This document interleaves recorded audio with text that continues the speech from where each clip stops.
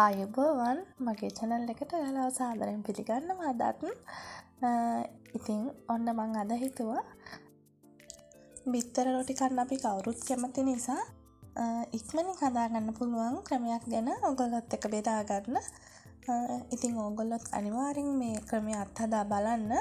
ගොඩාක් ලේසි ඒ වගේම හරි මෘදුවට කටේ දිය වෙන විදියට මේක හදාගන්න පුළුවන් අපිට. ගොඩක් පිටිගුලි හැපෙන්නේ එහෙම නැහැ. ඉතින් බලමු කොහොමද මේක හදන්නේ කියලා, මොනවද මේකට උමනා කරන්න කියලා.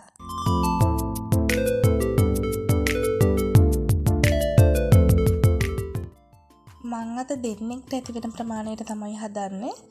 ඉතින් ඒකට අපිට උමනා කරන දේවල් තමයි මෙතන තියෙන්නේ. මේක බලලා ලියා ගන්න. ඒ වගේම මොසරෙලා චීස් ටිකක් මම අරගෙන තියෙනවා. මේක අත්‍යවශ්‍යම නැහැ. ඔයගොල්ලෝගේ ගෙදර තියෙනවා නම් මේකට පාවිච්චි කරන්න.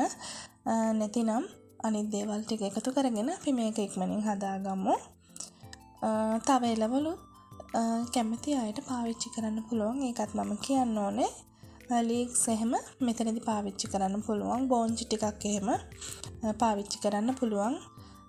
ඒ වගේම මේ දීලා තියෙන ප්‍රමාණයන් වැඩි කරලා ඔයගොල්ලෝ හදාගන්න. ඉතින් අපි ඉක්මනින් හදාගමු. මුලින්ම අපි බිත්තර ටික මේ විදියට කඩාගමු.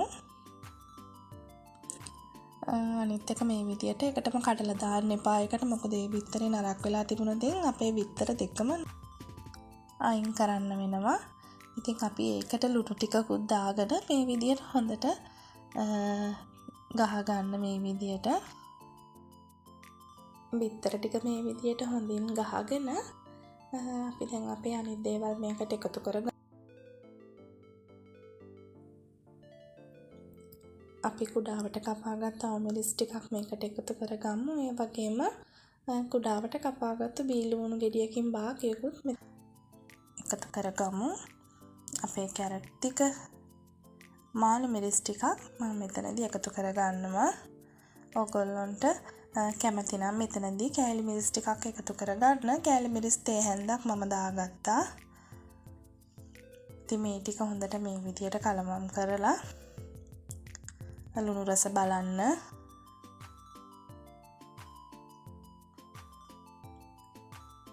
පුංචි බබාලාගේ ඉස්කෝලේ ගෙනියන්න දෙන ලන්ච් බොක්ස් එකටත් මේක ගොඩාක් හොඳයි.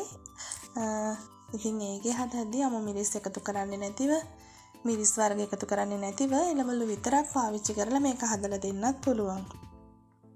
ඉතින් දැන් අපි අපේ පිටියකට ලුණු තේ හැන්දක් දාගමු. දාලා වතුර ටික ටික දාලා මේ විදියට කලවම් කරගන්න. ඉතින් මේක අපිට ගොඩාක් අඩු වියදමින් ගෙදරදී හදාගන්න පුළුවන් රොටියක් මේක. ඉතින් ඕගොල්ලොනුත් අනිවාර්යෙන් මේක හදලා බලන්න.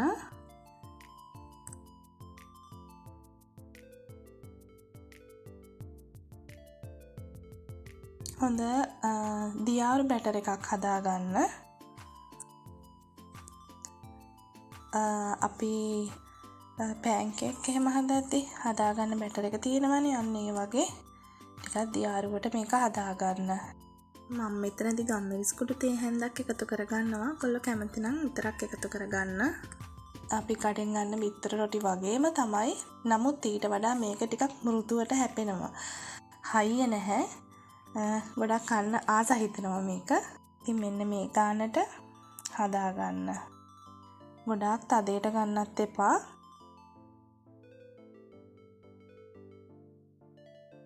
ඉතින් දැන් අපි ඉක්මනින් හදාගමු.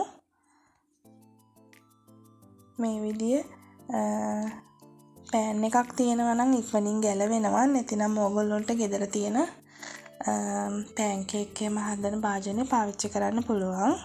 ඉතින් මේ විදියට බැටර් එකෙන් ටිකක් දාලා අපි එකටම මොසරෙල්ලා ටිකක් තමයි දාන්නේ. ඉතින් දාලා මේක මෙන්න මේ විදියට නවා ගන්න හතර පැත්තට. තර රොටිය නවන විදියටම නවා ගන්න.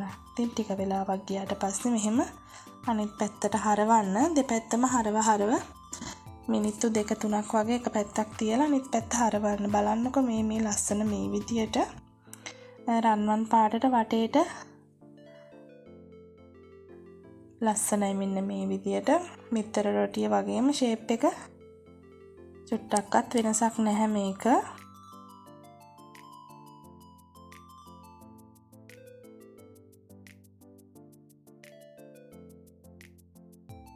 මේ විදියට හොඳට දෙපැත්ත දාලා පුච්ච ගන්න. ඉතින් තව එකක් අපි බලමු චීස් දාන්න නැතිව.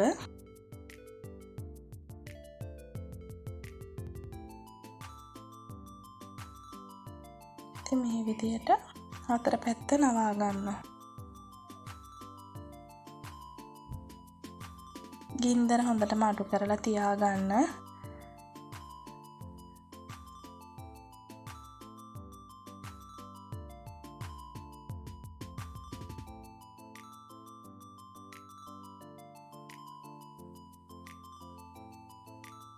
ටික වෙලාවක් මේ විදියට දෙපැත්ත මාරු කර කර පුච්ච ගන්න. ඉතින් මේ තියෙන්නේ අපි හදාගත්ත රොටි ටික. මම රොටි 7ක් හදාගත්ත පිටි ග්‍රෑම් 200කින්.